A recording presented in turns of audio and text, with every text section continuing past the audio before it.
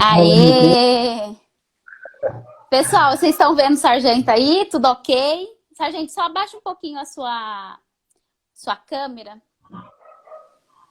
Isso. E aí, meu áudio, como é que tá chegando para você? Aqui pra mim tá ok. E aí, pessoal, vocês estão escutando o sargento? Fala, pessoal, boa noite. Como é que tá o meu áudio aí? A minha imagem tá chegando limpa? Tá com muita falha? Como é que está aí?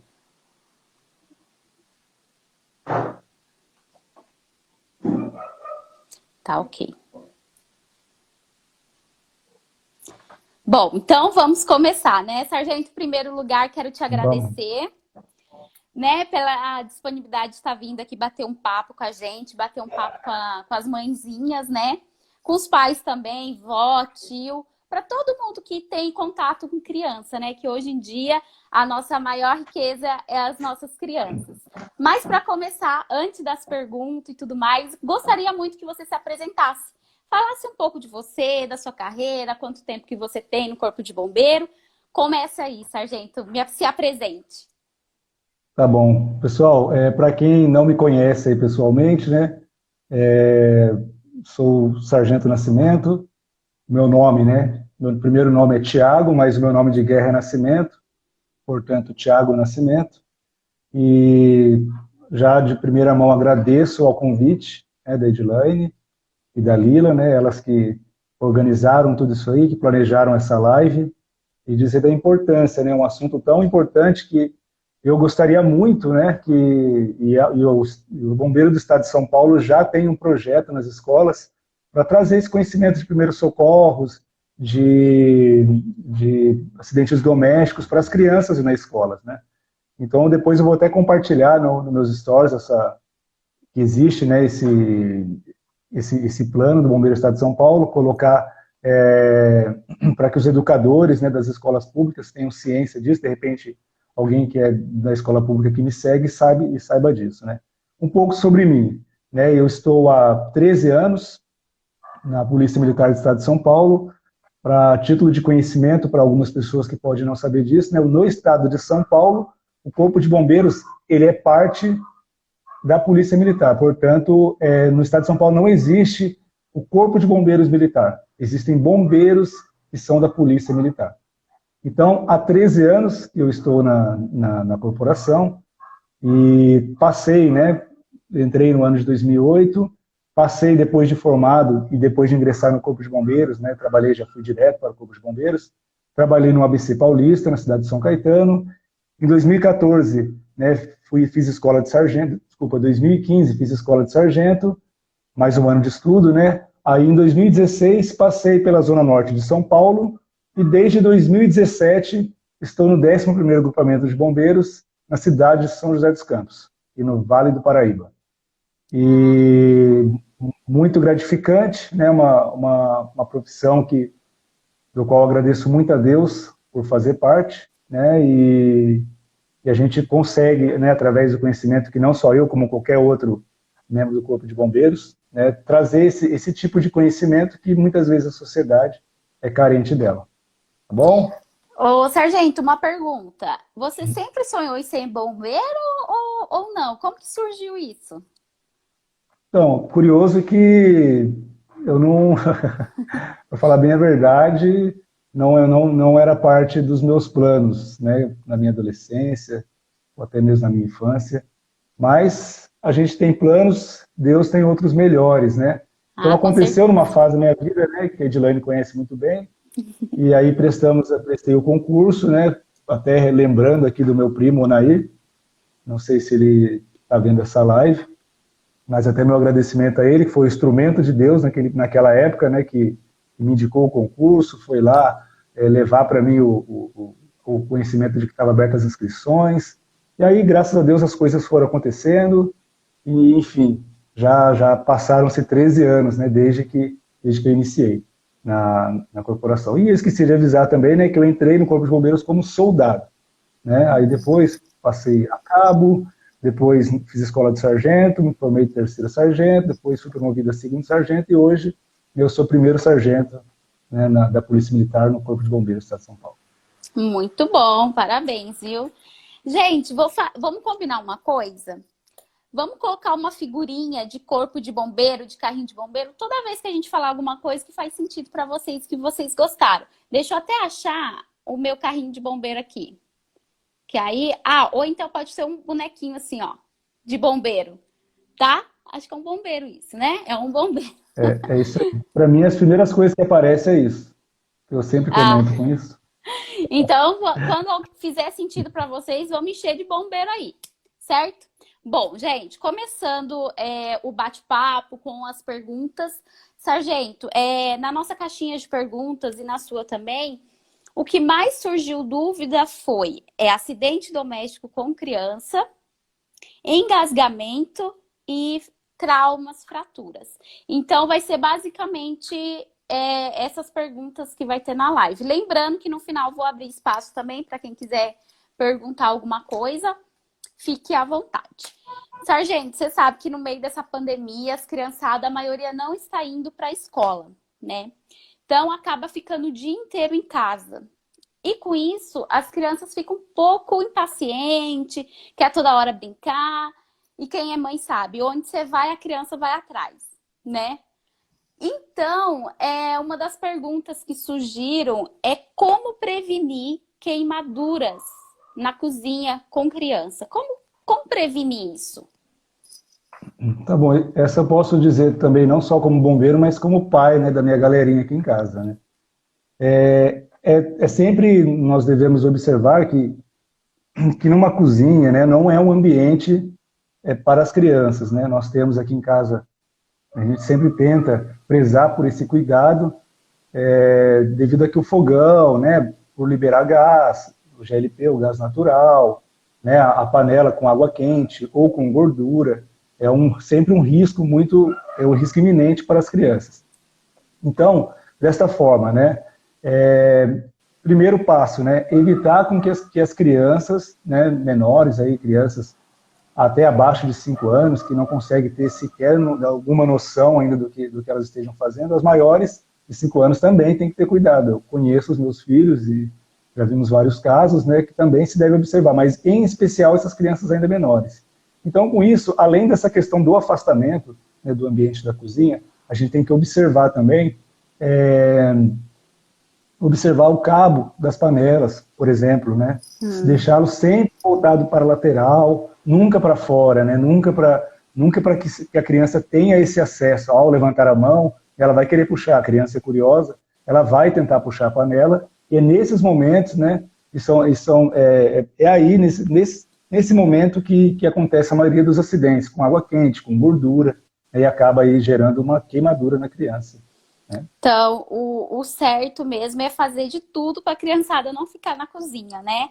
E se ficar, colocar as panelas lá de dentro. E se Deus me livre e guarde acontecer uma queimadura, o que faz, né, nesse caso? O que fazer? Qual que é a primeira coisa que eu tenho que fazer? Então, vamos lá, eu quero até aproveitar nesse momento da queimadura. O que acontece, né? Na maioria das vezes a queimadura no ambiente de cozinha acontece com água ou com óleo quente, que pode ser ainda pior, né? E aproveitando para dizer que na minha página, né, tem lá vídeos, tem vários vídeos, dentre eles, tem um sobre o cuidado quando se pega fogo em panela com óleo de cozinha.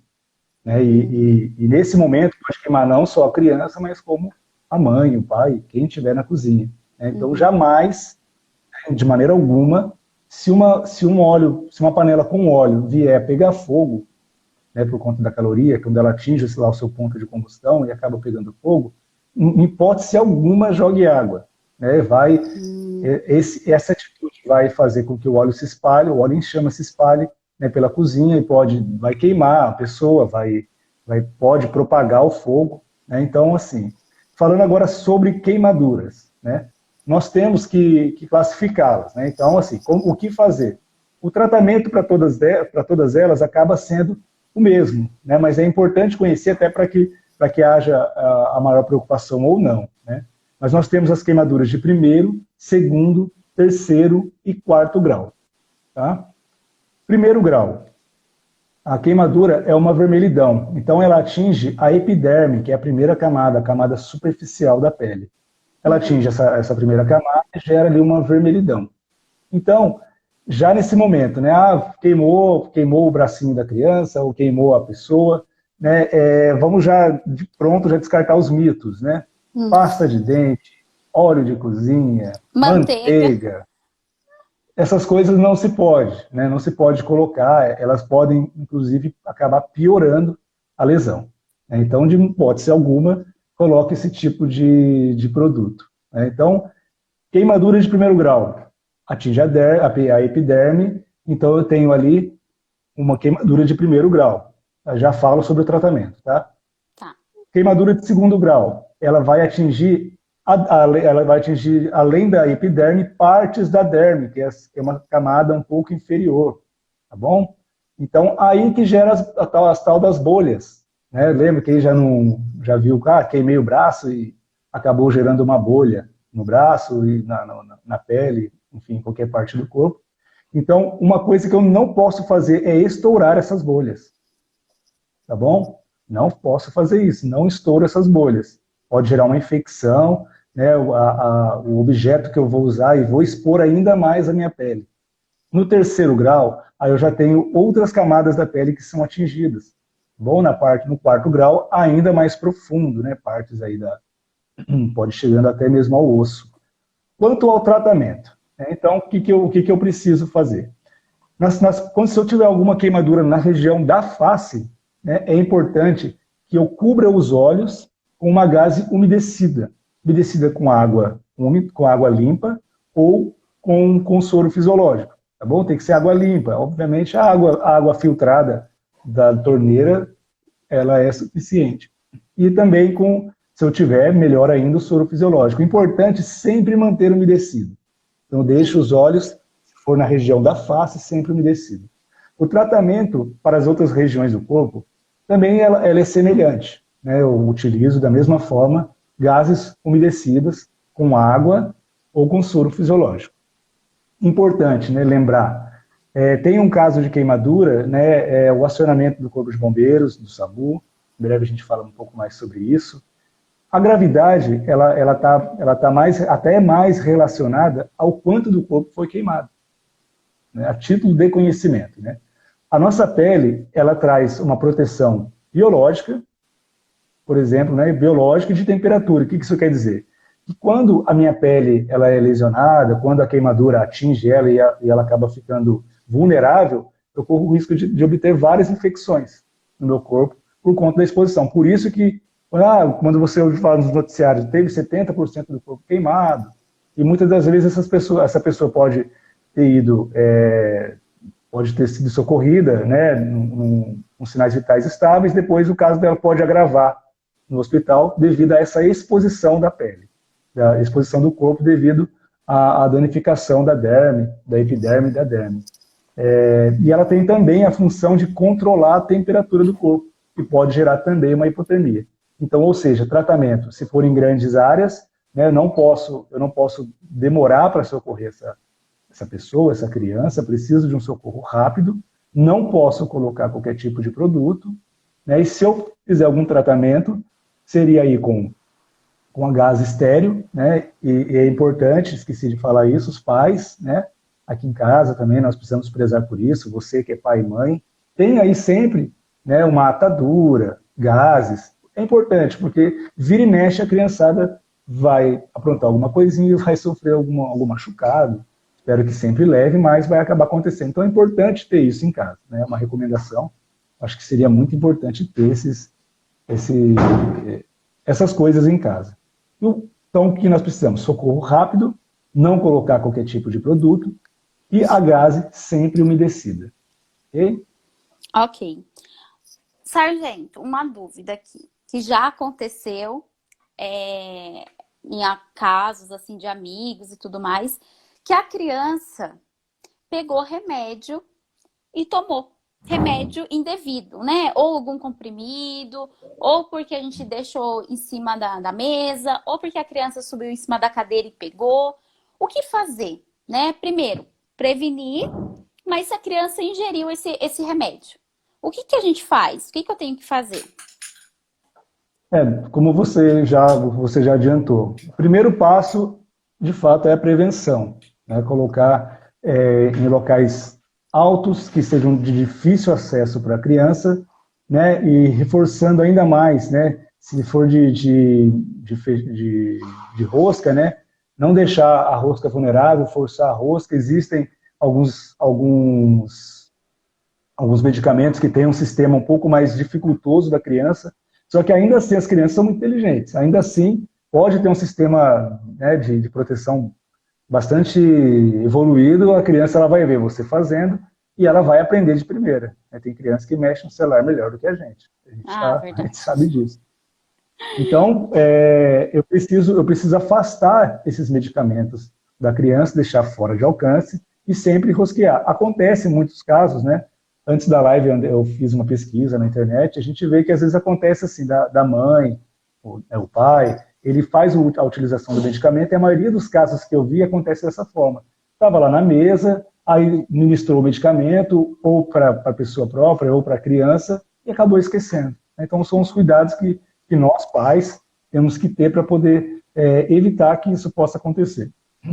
Quanto ao tratamento, existem alguns indicativos, tá, de que a criança ingeriu, né, algum medicamento. Ela pode apresentar mal-estar, vômito, batimentos cardíacos acelerados ou ainda diminuídos, que seria taquicardia ou bradicardia, alteração na respiração, né, na questão dos distúrbios neurológicos, no sentido dela ficar desorientada. Então são coisas que às vezes o pai pode não ter visto, e se de repente ela ficou com esses sinais e sintomas, eu já posso desconfiar que pode ter havido aí alguma ingestão de medicamento. Informações importantes quanto ao tratamento e coisas que eu preciso levar, né, adiante aí para o serviço médico. Eu preciso saber, na medida do possível, né, já que se trata, por exemplo, de uma criança que não vai saber exatamente o que ela tomou, quanto ela tomou, ela não vai nem imaginar, né, inclusive ela não sabia que aquilo poderia fazer mal para ela. Eu preciso saber a quantidade, ok? O tipo de medicamento, 3 informações importantes, vamos lá. Quantidade, o tipo do medicamento e o tempo da ingestão. Tá bom? Isso é muito importante para o tratamento médico posterior. Joia? Então, inicialmente, prevenção, depois os tratamentos seriam os 3 principais nesta ordem. Lembrando sempre, mais uma vez reforçando, acionar né, para um transporte mais seguro o Corpo de Bombeiros ou o SAMU. Então, certo. Ô, sargento, a gente conversando aqui, e eu lembrei de uma situação, né, que pode ser que ocorra, voltando lá na cozinha. E se por acaso eu não estou em casa, eu chego e ao entrar em casa eu sinto um cheiro de gás, um cheiro de cozinha. O que eu faço? Eu peço pro marido entrar e sair correndo? Brincadeira. Ou o que fazer nessa hora? Fecho a porta, saio, entro? Então vamos lá. O vazamento de gás GLP também tem um vídeo que trata sobre o assunto lá na minha página, no meu perfil. Ele é muito recorrente, né? Pode ser o gás GLP ou o gás natural. Ele, a princípio, é inodoro, mas é colocado nele uma substância, né, que traz esse cheiro característico de gás que todos nós conhecemos. Então, se eu não estiver em casa e sentir um cheiro muito forte de gás, a recomendação é que se acione o serviço do Corpo de Bombeiros. Diz que lá, o 93, e chame e acione o Corpo de Bombeiros. Né? Não se aventure.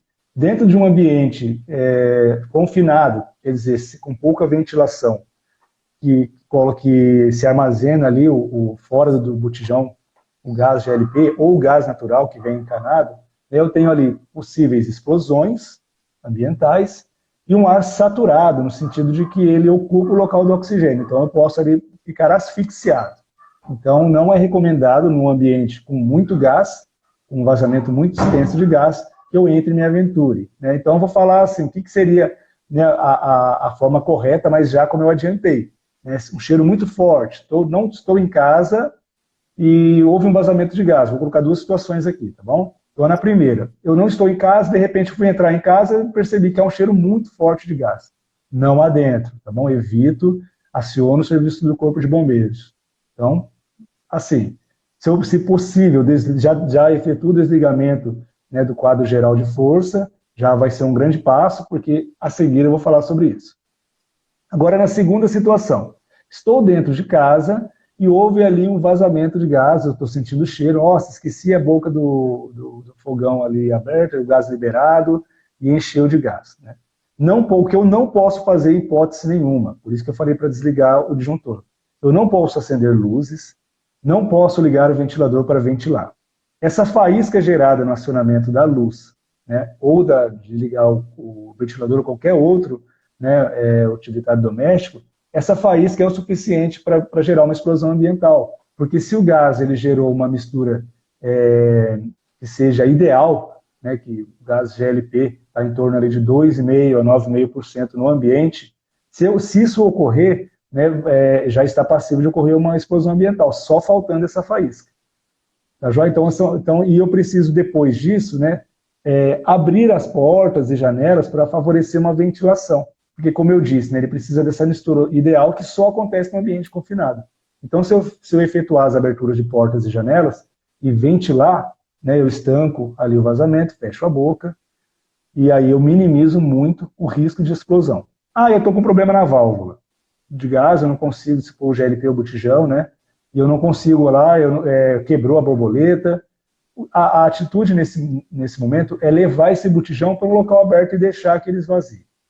Então, a forma mais segura de agir é assim. Então, deixe num ambiente aberto, ele vai oferecer pouco risco ou nada.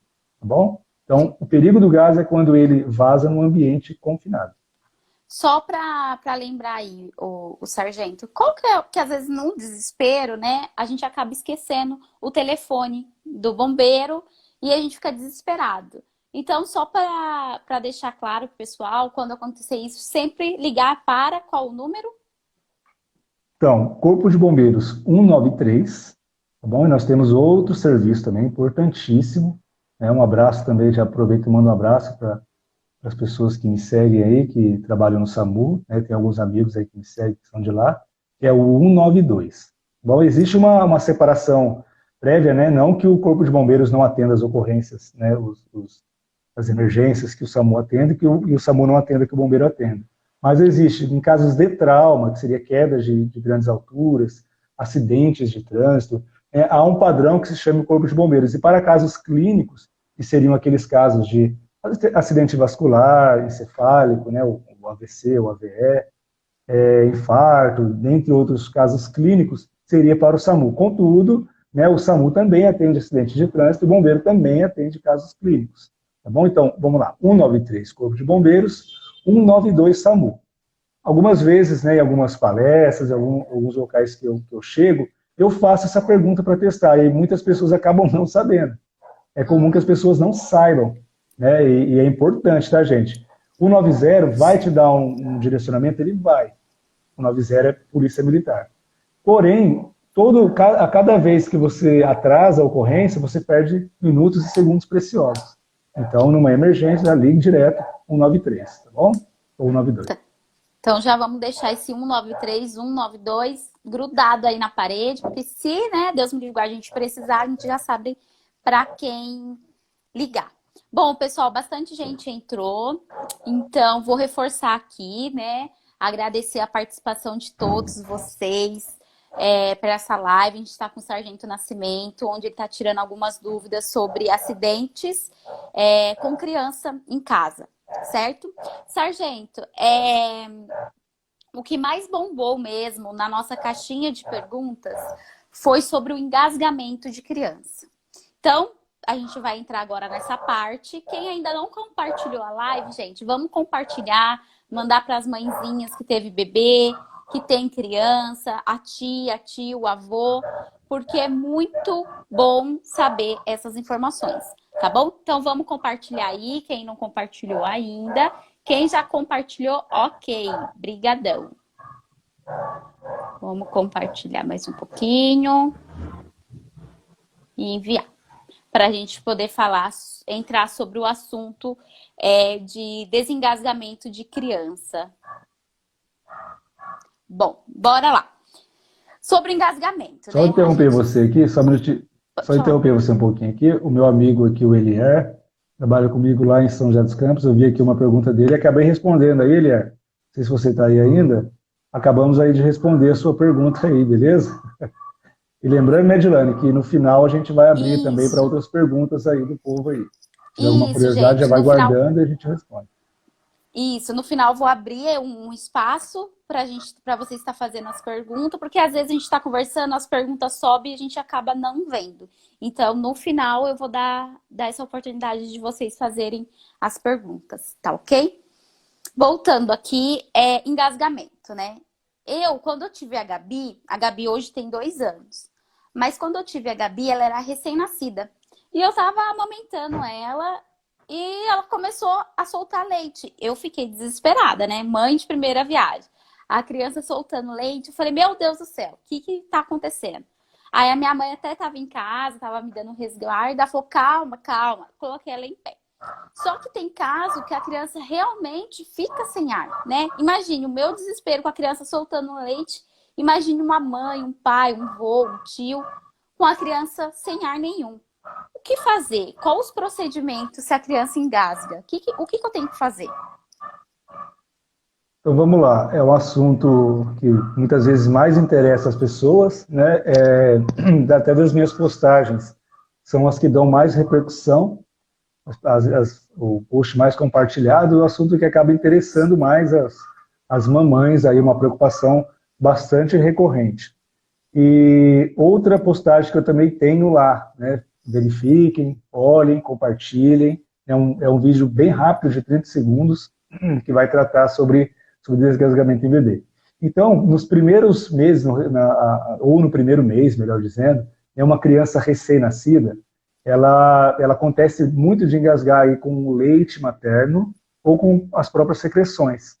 Eu posso ter um engasgamento parcial, onde ela respira com dificuldade, ou eu posso ter um engasgamento total, e aí ela não consegue respirar de forma alguma. No engasgamento parcial, pode ser que eu nem necessite fazer a manobra, né, que eu consiga conduzi-la ao hospital para que seja feita a desobstrução. No engasgamento total, os sinais que eu vou verificar vai ser a boquinha roxa ou a pele, né, com uma tonalidade azulada, arroxeada, uma agitação anormal. Tá bom? São sinais aí de engasgamento em bebê. Para o procedimento. É um procedimento tão simples, né? Eu vou demonstrar aqui, eu trouxe aqui emprestei da Ana Júlia, tá? Não tem a manequinzinha aqui, mas eu vou demonstrar, né? Pelo menos a maneira de pegar a criança, né? E como fazer. Mas, enfim, são um procedimento tão simples e a gente vê muitas vezes na internet, né, os pais ou o parente, até compartilhei um vídeo, né, acho que há uns 3 dias atrás, onde uma guarnição de policiamento estava fazendo uma abordagem policial e no final da abordagem chegou ali uma tia, uma mãe, não sei ao certo, e entregou o bebê para o policial. E ele executou, né, o início do procedimento, já colocaram na viatura do policiamento e partiram em direção ao hospital. Então eu tenho nesse caso, diferente dos adultos, a criança, eu consigo fazer a inclinação dela. O que acontece no engasgamento? O objeto sólido, ele entra no lugar errado, ele entra no local que era para a respiração, né? Há uma divisão no nosso sistema, onde um só passa ar e no outro só passa o alimento. E aí, então, há esse caminho errado do alimento. Então, o que eu preciso fazer de início? Eu preciso verificar, eu olho, né? Olho a criança, me deparo, me certifico de que ela está engasgada e depois eu pego essa criança no braço, né, na minha mão fraca, de preferência, porque eu vou precisar fazer o taponamento, e aí eu coloco os 2 dedos em V, tá vendo aqui, ó, na bochechinha da criança. Qual o intuito? De deixar a boquinha aberta. Coloca a bonequinha mais pra cá. Se eu pegar aqui também, no maxilarzinho, não tem problema. O que eu preciso é deixar ela com a boquinha aberta, tá bom? Faço uma inclinação, caiu aqui alguma coisa aqui. Eu faço uma inclinação, mais ou menos, uns 45 graus, mais ou menos, e entre as escápulas da criança, do bebezinho, eu, com a parte hipotenar da mão, que seria essa região, eu dou 5 tapinhas. 5 tapinhas. Depois, eu giro ela para o meu outro braço, e faço 5 compressões no centro do peito. Aciono o serviço de emergência logo em seguida, se não aconteceu o desengasgamento, né, e continuo executando o movimento. Tá bom? Não posso deixar, só paro quando ela desobstruir. Tá? E quando eu me certificar de que ela acabou ficando inconsciente. Daí a manobra passaria a ser o RCP. Tá bom? Creio que não vai chegar nisso. Muitas das vezes, ao simples fato de inclinar a criança, o objeto o corpo sólido, né, que na verdade ele é mais liquefeito, né, por ser secreções e o leite, ele já vai gerar desobstrução. Então, essa manobra ela é eficaz, né, chama manobra de Hammett. E para ter uma informação um pouco mais precisa sobre ela, dá uma verificada lá no meu perfil, depois da live, fica aqui com a gente um pouco, tem mais coisas que a gente vai falar. Depois você entra lá e observa, para poder ter um parâmetro melhor disso que eu estou falando para vocês. E, assim, eu sei que é difícil, né? Mas acho que o principal também é a gente manter a calma, porque senão a gente não consegue resolver o problema ali, a gente fica desesperada. Então, manter a calma e tentar fazer tudo certinho, né, sargento? É importante isso, né? Que ela falou, deveria ter falado antes. A calma é preciso manter, né? Você, naquele momento, você, pai e mãe, né, é o instrumento de Deus ali para desobstruir a boca da criança, né? O objeto, o corpo estranho que está obstruindo a respiração dela. É muito comum também, quando se liga o 93 ou 92, que o atendente já faça essa orientação. Essa informação que eu estou passando para vocês, o atendente já vai informar isso para vocês. Né? Então, mas agora, né, vendo essa live e depois indo lá no meu perfil, vocês vão saber exatamente como fazer. E vai ajudar não só os próprios filhos, como também outra criança que acaba ficando engasgada. Uma outra informação também. Né? Esta manobra ela é efetuada até criança por volta de 1 ano, ainda é possível fazer ela. Tá bom? Só não vou conseguir fazer em crianças maiores. Aí já não dá, porque eu não consigo sustentar no meu braço. Também tem essa informação lá no meu perfil. Certo. Outra pergunta que surgiu, né? Quem é mãe aí sabe que as crianças, aqui em casa, a Gabi, meu pai do céu, vive pulando no sofá. Pula no sofá, pula na cama, a gente fala desce, para, a gente vira as costas, volta de novo. É normal de criança pular. E a gente teve várias perguntas também, o que fazer, como proceder se uma criança menos de 2 anos, que não fala, que não mostra onde está doendo, cai, né? Ela caiu pulando do sofá, caiu pulando da cama, caiu de cima daquele cavalinho. O que proceder? O que eu faço se uma criança cair? Essa é uma dúvida bastante recorrente e a resposta não pode ser nunca uma receita de bolo. Né, no sentido de que, eu vou passar alguns sinais aqui, mas pode ser que a queda tenha sido de uma altura considerável, tenha batido com uma força considerável, que ainda assim, não apresentando esses sintomas, é recomendado que se leve ao serviço médico de atendimento, tá bom? Uhum. Então, assim, a criança, principalmente se ela não fala, que é o maior problema, né, quando levar, né, ou não levar. Nós temos a região frontal, né, e a região occipital, que é logo aqui, um pouco acima da nuca, que ela é um pouco mais fortalecida. Né? Então, lesões que sejam na região temporal ou aqui na região parietal, que aqui, aqui na moleira aqui, elas são partes um pouco mais vulneráveis, mas o que não quer dizer que se bater a testa ou a região occipital, que não precisa socorrer. Na face também, né, falando, abrangendo aqui a cabeça, é uma região que o hematoma ele fica um pouco mais claro para mim. Né? Já na cabeça eu posso não visualizar tanto, tá bom? Mas agora, a criança bateu, talvez não tenha sido tão forte, e agora, levo ou não levo? Né? Fiz algumas anotações aqui, né, para que eu não deixasse de falar nenhuma delas, tá bom?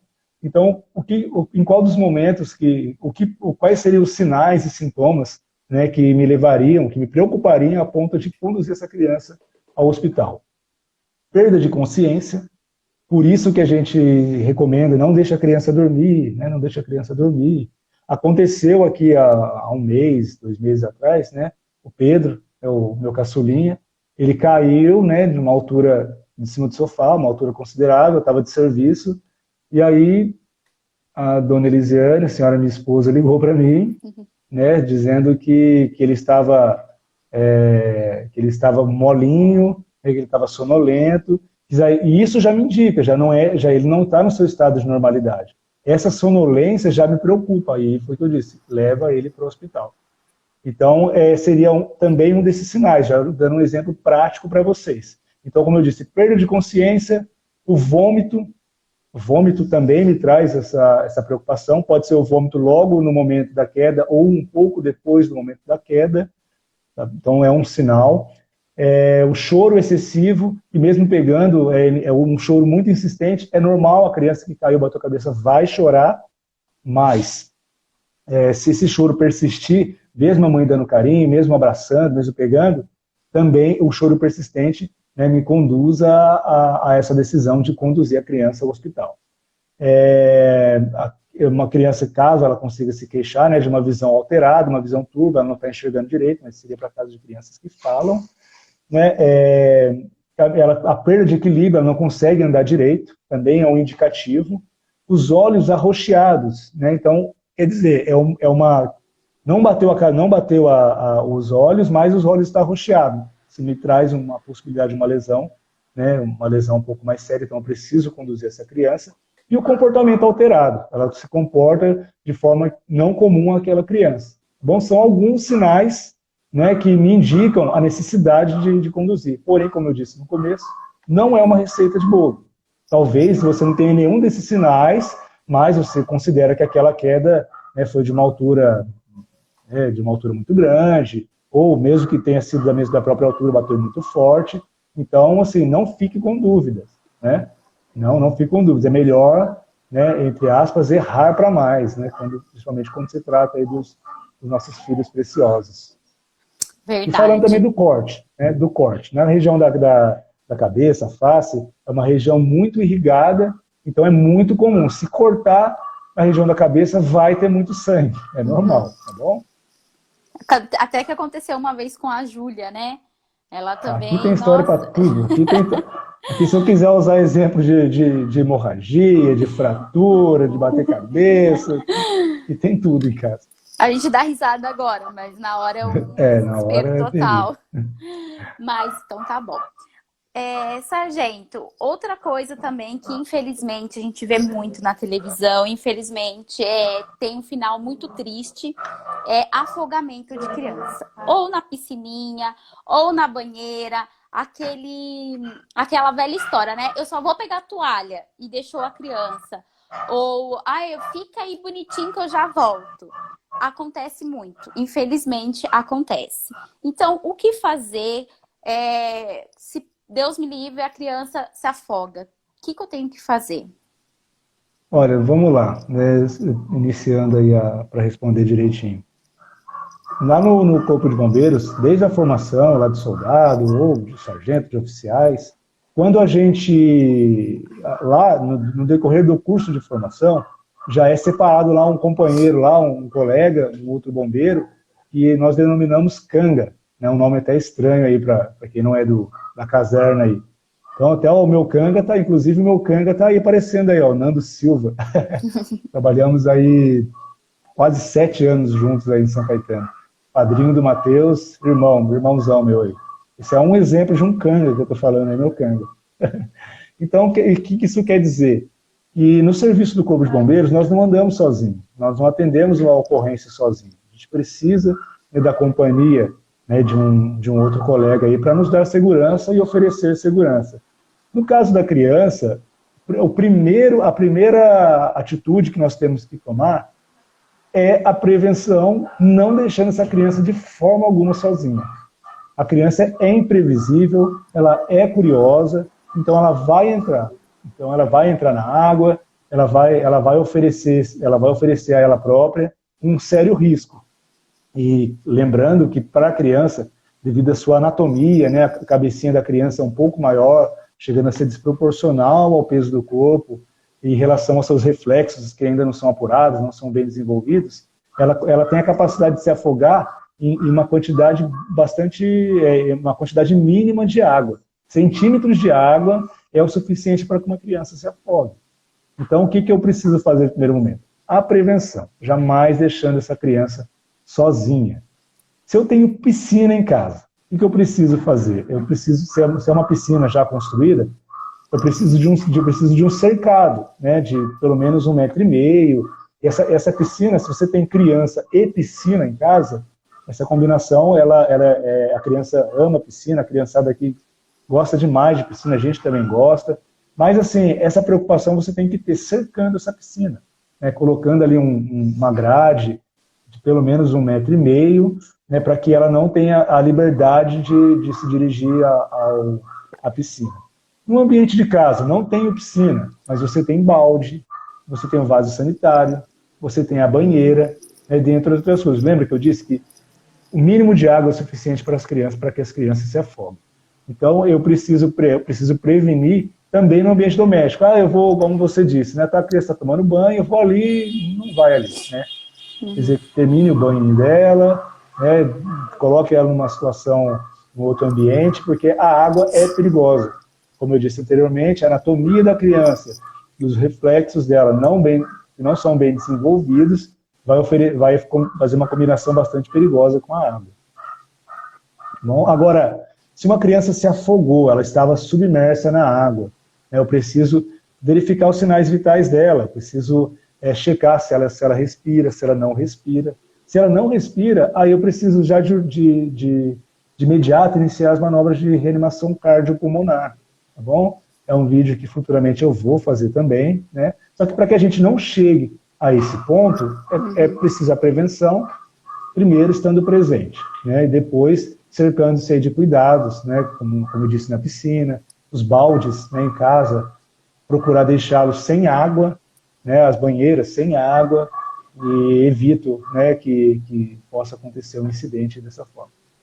Tá certo. Gente, ó, eu vi que entrou bastante pessoas aí, a Camila, a Vanessa, a Rúbia, não vou lembrar todos os nomes, mas, mais uma vez, quero agradecer a todos aí pela participação. E lembrando, gente, lá no perfil do Sargento, não vai agora, tá? Vai depois da live. Lá no perfil do Sargento, tem muito vídeo interessante, legal, que ele ensina a fazer as manobras certinho. Então, depois vocês vão lá, curte lá o Instagram dele, fica por dentro das experiências dele lá. Ele coloca também o dia a dia do bombeiro, quando ele vai... Esses dias ele colocou, acho que foi o resgate de um cachorrinho. Adorei. Lindinho.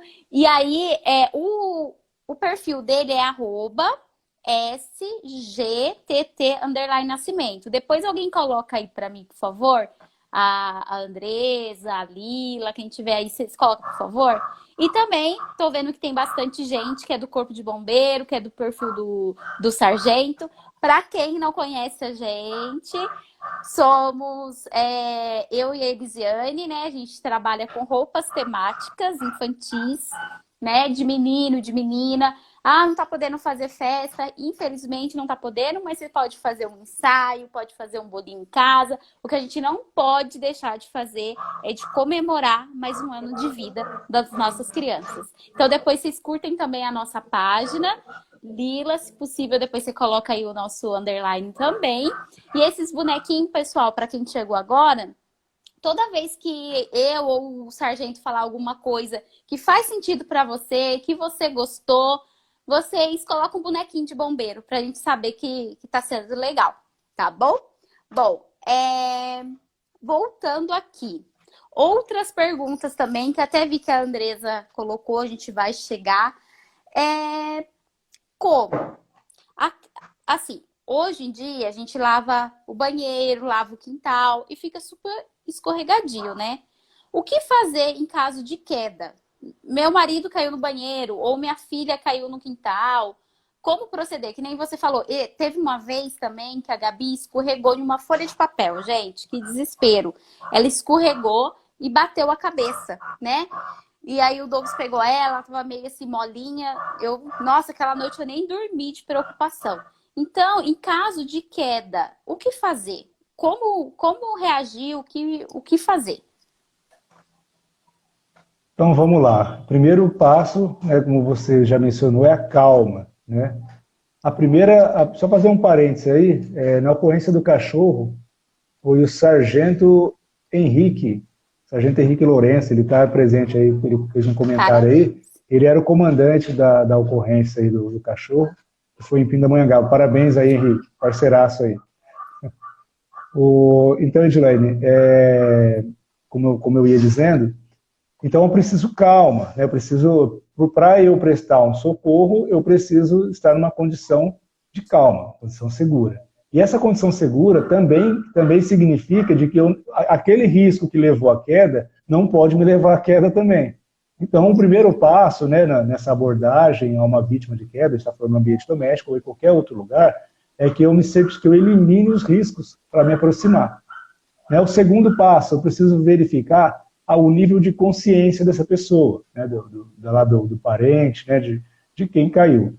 Eu verifico se ela está consciente ou não. Como eu faço? Como se trata de uma queda e ela de repente está com os olhos fechados, como se trata de uma queda, ela pode ter batido a cabeça ou não, não sei, de repente. Eu estabilizo a cabeça dela, coloco a mão na cabeça dela e chamo pelo ombro. Tá bom? Bato ali no ombro e me certifico de que ela está consciente ou não. Tá bom? Solicito a presença do Corpo de Bombeiros ou do SAMU, né, já que, né, uma queda que ela não foi uma queda branda, porque ela própria não se levantou, então eu preciso ter um cuidado um pouco maior. Ela só vai sair dali estabilizada numa prancha, né, uma prancha longa, que é um equipamento aí que os atendimentos especializados de emergência utilizam. E aí, no segundo momento, né, se eu verifico alguma hemorragia, eu preciso verificar se há hemorragias, se há algum trauma, se há alguma fratura, né, para que a hemorragia, dentro dessa escala, a vítima estando consciente, estando, né, conversando comigo, esse segundo passo, o controle de hemorragia é muito importante, tá bom? Então, faço com gás, ou no ambiente de casa, posso utilizar um pano, eu preciso estancar essa hemorragia. E aguardar o serviço de emergência, né, para que ele faça, e não deixar que ela se mexa, bateu a cabeça, estabiliza a cabeça, vou prevenir ali para que haja algum agravamento na região da cervical dela. Bom? E, por exemplo, a pessoa caiu. Como identificar se houve ou não a fratura? Né? Porque às vezes a pessoa cai, eu não sei se a pessoa quebrou ou não. Dá para saber? Então, existem alguns sinais, né, que pode me levar a deduzir que há ali uma fratura. A primeira impressão vai ser a dor, né, uma dor muito intensa, se ela estiver consciente, claro, né, ela vai se queixar de uma dor, e ali eu vou verificar uma deformidade, né. As fraturas, né, membro superior, membro inferior, vai gerar ali uma crepitação óssea, vou sentir que alguma coisa ali está errada, né, você vai ver que está deslocado. As fraturas, mesmo as fechadas no membro inferior, elas são bastante características, até uma imagem um pouco ruim de se ver. Então ela vai ficar bem evidente. Porém, existem outros tipos de contusões, como as torções, né, que ali a articulação teve um entorse ali um pouco desproporcional da articulação, ou, né, na verdade, ou uma luxação, que daí já é um pouco pior, né, já envolve aí os ligamentos. Mas o indicativo para mim nesse caso seria o inchaço e a dor. Tá bom? O tratamento, tanto da fratura quanto da torção ou luxação, ele é bem parecido, ele acaba sendo o mesmo, tá bom? A estabilização dos membros acaba sendo o mesmo. Até é um vídeo que futuramente eu posso fazer, né, porque somente aqui falando fica um pouco distante, né, da realidade. Mas o reconhecimento seria a queixa da dor e a deformidade e inchaço no local. E tem os dois tipos, né, que é exposta e a que não é exposta, como é que fala? Isso, eu tenho a fratura exposta e a fratura fechada.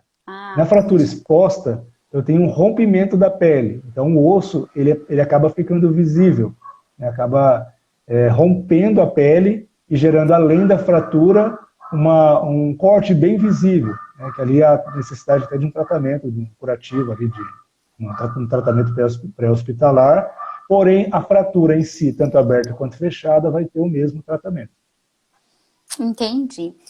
Bom, já estamos quase finalizando aqui a nossa live, porém eu queria fazer uma outra pergunta, que nem estava aqui no roteiro. Mas eu acredito que tem bastante gente com curiosidade disso. Teve algum socorro que você fez, que você se emocionou, que você gostaria de comentar aqui, que ficou feliz, que deu tudo certo? Eu tenho várias, a gente acaba tendo várias experiências, experiências negativas, experiências positivas, né, no sentido de resultado final, né? Eu, particularmente, eu não corro muito atrás de saber o que aconteceu, né? Eu tento não me envolver tanto assim, porque até para preservar um pouco aí da nossa integridade emocional, sei lá qual seria o termo para isso, né? Mas, assim, eu gravo bastante essa ocorrência, já até falei esses dias, eu abri a caixa de perguntas lá, quem me segue talvez até recorde disso. Teve uma ocorrência que eu tinha por volta de 6 meses apenas de formado, né, e aí um acidente de moto versus carro, onde a moça colidiu com o carro, e ele pegou o carro, ela estava de moto, o carro bateu bem na perna dela, na região ali na região próxima, a falar um linguajar mais vulgo aí, né, a canela dela ali. E houve uma fratura exposta, bastante grave, que assim, você olha e para quem olhasse, diria assim, olha, provavelmente ela vai ter que amputar. Nessa ocorrência, né, para mim, uma das primeiras experiências, foi uma ocorrência que envolveu o Águia, né, houve o apoio do grupamento aéreo, e aí ela foi conduzida, né, para o Hospital das Clínicas, em São Paulo. Então, passou essa ocorrência, né, uma fratura muito grave. Depois de cerca de 3 meses, mais ou menos, ela retornou ao quartel, né, com a muleta, com a perna, né, já fui e fazer um agradecimento. Né, ela iria casar alguns dias ou um mês depois, não sei ao certo. E aí, assim, ela foi e retomou, né, a sua vida com a perna, né, houve uma lesão muito grave, mas por isso que me marcou, por ser uma das primeiras ocorrências. Tem muitas outras positivas, muitas outras difíceis, mas essa aí me marcou por ser uma das primeiras, e foi a primeira medalha, né, a Laura de Mérito Pessoal que eu tive também, né, de 5º grau, né, são 5 graus. A primeira, né, a mais simples é de 5º grau, foi minha primeira medalha, né. Então, uma experiência que eu tive que me marcou bastante aí na minha carreira. Que legal, né, gente? A gente fica muito feliz quando a gente escuta essas histórias, né, com finais felizes. Bom, gente, agora a hora de vocês perguntarem as dúvidas de vocês. Mande aí suas perguntinhas, escreve aí pra gente, que aí o Thiago vai tá respondendo, tá bom? Porque a gente já deu uma hora de live, espero que vocês estejam gostando. Então, quem tiver alguma pergunta, pode estar escrevendo aí pro Thiago, pro Sargento responder pra gente, tá bom? Vamos esperar um pouquinho, que tá demorando um pouquinho.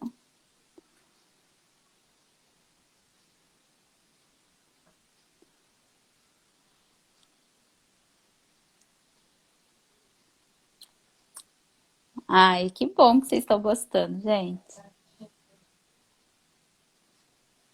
Deixa eu ver se...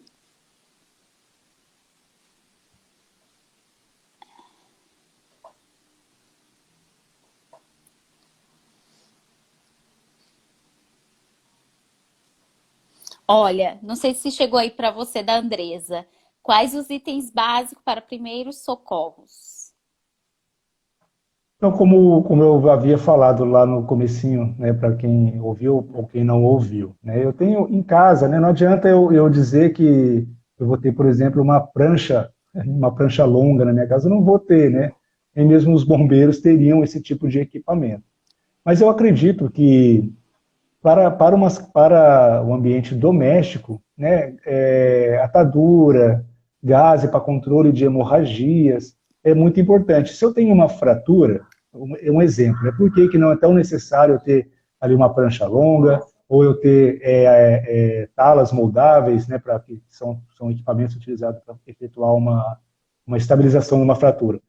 Por que não? Porque, nesse caso, eu posso, estabilizando ela, aguardar o serviço de emergência. Agora, as hemorragias precisam ser contidas de maneira rápida. Então, eu não posso esperar o serviço de emergência chegar. Se eu efetuar o estancamento da hemorragia, é importante. Então, se eu tiver gás estéril e atadura em casa, eu posso fazer de maneira mais adequada, por ela ser esterilizada e não correr risco de infecção, é melhor do que um pano qualquer. Se eu não tenho nada, eu utilizo um pano qualquer, mas se eu tiver esse equipamento como atadura, como a gaze, para o serviço de atendimento pré-hospitalar, isso já é alguma coisa, tá bom? Então não adianta eu ter equipamentos mais aprimorados que um serviço de atendimento tenha, porque eu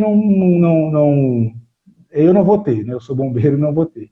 Tem algumas outras coisas, né? Como eu tenho aqui, né? Lanterna para verificação de pupila, tenho tesoura, né? Para efetuar cortes, né? Tenho as luvas de procedimento, porque quando eu estou andando eu preciso de ter essas cautelas para prestar um atendimento. Mas para o ambiente doméstico eu acredito que seja suficiente. Teve uma pergunta da Bia. Se a criança... Acho que a Elisângela está lendo aí para você, né? A Lila está lendo aí. Uma pergunta, repete, por favor, Lila. É minha assistente. Se a criança com uma fratura está com as vias aéreas obstruídas.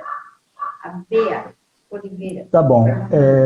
Nesse caso de uma criança com a fratura e as vias aéreas interrompidas.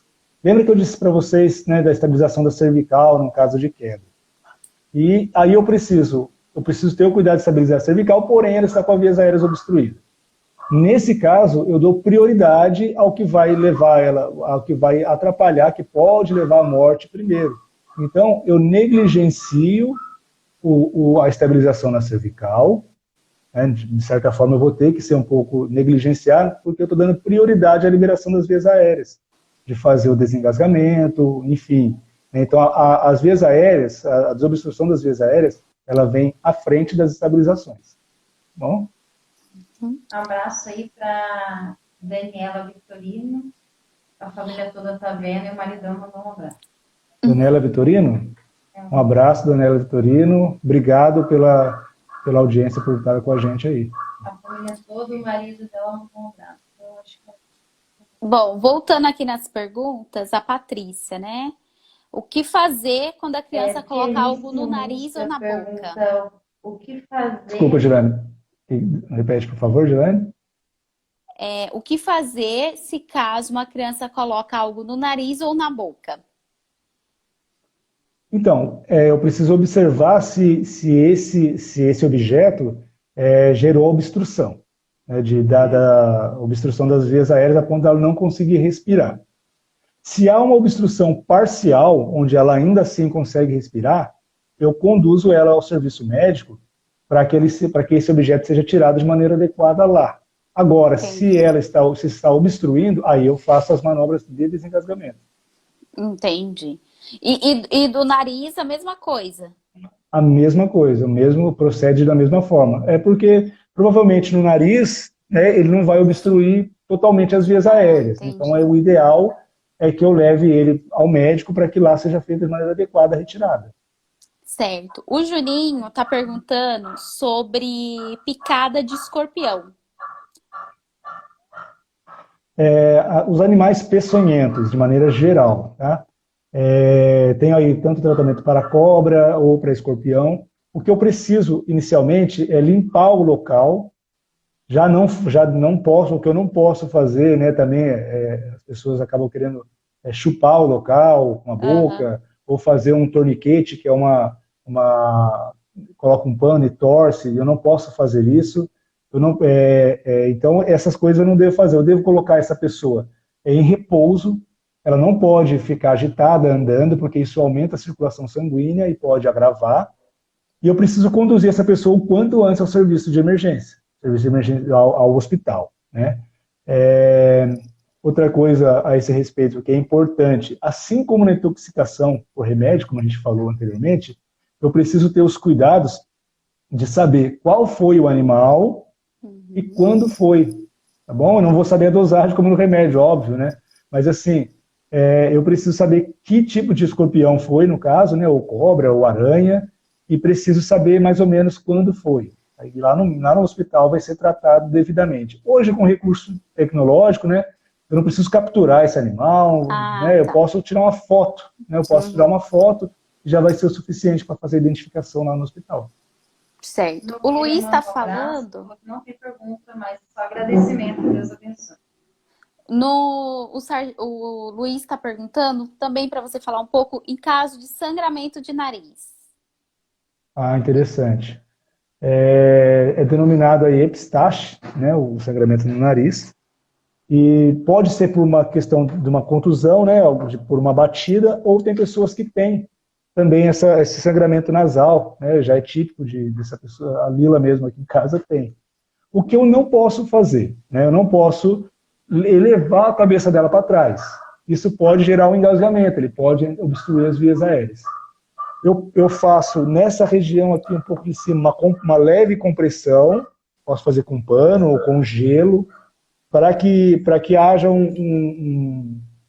para que haja ali uma contrição dos vasos e aí cesse a hemorragia desta forma. Então eu não elevo a cabeça dela para trás e não tampo o nariz dela totalmente. Aqui nessa região aqui de cima, eu faço uma leve compressão e posso utilizar um pano, um gelo, e vai ser um bom tratamento aí para o sangramento nasal. E Convulsão, A Lila está falando aqui sobre convulsão, alguém perguntou. a Aí. Andresa perguntou Isso. se tem expressão no seu perfil, isso mesmo? No da Lila falou no meu perfil, tem uma explicação sobre convulsão. Depois, se vocês quiserem reforçar, acompanhem lá. Mas, assim, a convulsão, de início, né, quando a pessoa tem lá a crise convulsiva, eu não posso tentar segurar a cabeça dela e evitar o movimento. Eu simplesmente amparo a cabeça dela, coloco alguma coisa confortável abaixo da cabeça para que ela não fique batendo a cabeça, para que não gere outra lesão. Então, eu não posso fazer isso, não posso colocar meu dedo, ela está fazendo um movimento involuntário, né? Ela não consegue controlar os próprios movimentos. Então, ela vai morder e vai se machucar, e ela vai machucar o seu dedo. Colocar colher, né? Há alguns mitos que dizem a língua volta para trás e há um engasgamento. Então, assim, não devo colocar nada, nenhum tipo de objeto na boca da pessoa. Depois que passa a crise, eu posso fazer uma lateralização dela, porque é muito comum que ela venha a engasgar. É bastante comum que engasgue não, que ela vomite. É normal uma vítima de crise convulsiva vomitar. Então, já para preservar, eu lateralizo ela. Lá no vídeo tem uma demonstração, o Eduardo e o Matheus fazendo lá como que é feita essa lateralização. Agora, devido à crise convulsiva, ela caiu e bateu a cabeça muito forte. Aí eu já trato como um trauma, estabilizando a cervical dela. Tá? Com atenção ao vômito, né? Tendo que fazer a lateralização aí com movimento em monobloco, já uma coisa um pouco mais apurada aí, mas como a gente disse, né? Não adianta estabilizar a cervical dela e deixar ela engasgar. Então, febre muito alta também dá convulsão, né? Engasamento. Pressão baixa, né? A febre em criança também pode gerar. Então, existe casos de convulsão por trauma, né, que é batida de cabeça, e existem os casos da epilepsia também, e alguns casos clínicos, como você falou, também. Entendi. A Patrícia tinha comentado sobre desengasgamento de adulto, né? Desengasgar um adulto com proceder. Desengasgamento em adulto, né, eu tenho um vídeo lá também, né, o procedimento para desengasgamento em adulto, como eu disse, né, sobre a criança que eu consigo inclinar, o adulto não consigo. Então eu vou falar básico aqui, depois eu convido vocês a dar uma olhadinha lá para poder ficar mais lúcidos do que eu estou falando para vocês. O sinal clássico do engasgamento é a pessoa levar a mão ao pescoço. Eu oriento essa pessoa a tossir. Eu falo, tenta tossir, tenta... há o engasgamento também parcial ou total. Se for total, ela não vai conseguir falar, vai arroxear o rosto. Eu me posiciono atrás dela, com as pernas entre a perna dela, mantendo uma base, né? Não posso ficar reto, porque se ela cair em estado de inconsciência, eu não consigo segurá-la. Então eu fico numa base, lá no vídeo vocês vão ver direitinho isso que eu estou falando, coloco a perna entre as pernas dela e faço um movimento assim, ó, com a mão. Eu coloco o polegar dentro da minha mão e fecho. Essa região, se eu não me engano é o trapézio, né, do polegar, vai ser o que eu vou fazer os movimentos para dentro e para cima. Aonde? Entre o processo tifoide, tem nome curioso aí, vocês vão ver lá, e o umbigo, bem na metade dele, que é a boca do estômago. Então eu faço esse movimento, eu comprimo e aí eu faço uma tosse artificial nessa pessoa, ajudando ela a desengasgar. Certo. Então, gente, estamos chegando ao fim da nossa live, né? Eu quero convidar vocês a curtir lá a página do Sargento. A Andresa colocou aí o arroba dele. Quem não curte, quem não segue, gente, é muito legal. Vídeos explicativos, eu acredito muito que esses vídeos podem salvar vidas. Então, não deixe de seguir, tá, pessoal? E quem não segue a nossa página também, fica à vontade para seguir a nossa página, ver as novidades. E assim, quero agradecer, né, Sargento, pela essa live, que você teve esse tempo para a gente, tirar algumas dúvidas. Quero agradecer a todo mundo que participou, que ficou até o final com a gente. Essa foi a nossa primeira, espero que seja a primeira de muitos. Eu espero que vocês tenham gostado, né? Depois me conta lá, vou deixar uma caixinha para vocês me contarem se vocês gostou ou não. Então, Sargento, eu quero te agradecer em nome de todo mundo. Não só você, mas todos os bombeiros, que é uma profissão maravilhosa, que vocês colocam a vida de vocês em risco para salvar as outras vidas. Então, que Deus abençoe muito, muito, muito vocês, que continue dando sabedoria, dando essa força para lutar, porque não é fácil, né? Então, a gente vai deixar essa live salva. E assim, finalizando, querendo agradecer. Muito, muito obrigada. Tem alguma coisa para falar, para agradecer? Tá. Eu que agradeço o convite, né? Faço com satisfação, né, essas informações. E não pode ser só de uma pessoa, tem que ser de todas, né? E como eu disse, todos os bombeiros, eles, né, pelo conhecimento, pela vivência que a gente tem, naturalmente, a gente vai ter condições de informar isso tudo a vocês. É uma satisfação muito grande falar sobre isso. A minha página, eu tento, né, cultivar, colocar essas informações sempre mais. E, assim, é um prazer enorme, né? Se outras oportunidades vierem, estaremos aí, né? Convido vocês a acompanhar os conteúdos na minha página, né? Aproveito para mandar um abraço para todos vocês que acompanharam, né? Vejo vocês que ficaram recorrentes aí, alguns desde o começo, outros chegaram depois, mas enfim. Né? Aí teve uma boa noite também da página Admiradores PMSP 2021, uma página excepcional aí, quem gosta de conteúdo de policiamento, um grande parceiro aí, gente finíssima, recomendo aí nos comentários aí, ó, Admiradores, _PM, _SP, _2021. Vou ver aqui, Dilane, se tem mais alguém aí que mandou um abraço. Tá? Pode ver. Desculpa se eu não ver aqui, para mim é um pouco ruim passar os comentários aqui, mas eu deixo um abraço enorme para todos vocês que me acompanhou aí, que acompanhou a minha aí, Dilane, tá? Desculpa, eu não vou conseguir ver de todo mundo aqui, tá? Não é muito legal, não estou acostumado com isso aqui. Eu também quero agradecer a todos que me apoiaram, mandaram mensagem antes da live. Pessoal, aí eu vi que tem pessoal de Pinda, de São Paulo, da Bahia, de Rio Preto. Gente, estou muito, mas muito feliz mesmo. Isso, eu acredito que foi uma live bacana, que vocês tenham gostado. Dilane, só um detalhe aí, se a live, eu acredito, não sei se estou falando besteira, mas se a live ela passou de 59 minutos, eu acho que a gente não consegue salvar, tá? Mas acho que salva naquele outro lá. Como que é o nome? Esqueci, gente. Me ajuda aí. No IGTV? Eu acho que salva sim. Mas eu acho que vai ser, enfim. Mas vamos tentar se não salvar, a gente vai gente. ter. Se não salvar, a gente tem que fazer outro. A gente faz uma próxima. E aí o povo participa. Gente, brigadão, viu? Beijo para vocês. Um ótimo finalzinho de sábado. Espero que vocês tenham gostado. E é isso. Tamo junto, gente. Beijo. Tchau. Obrigadão, valeu, pessoal.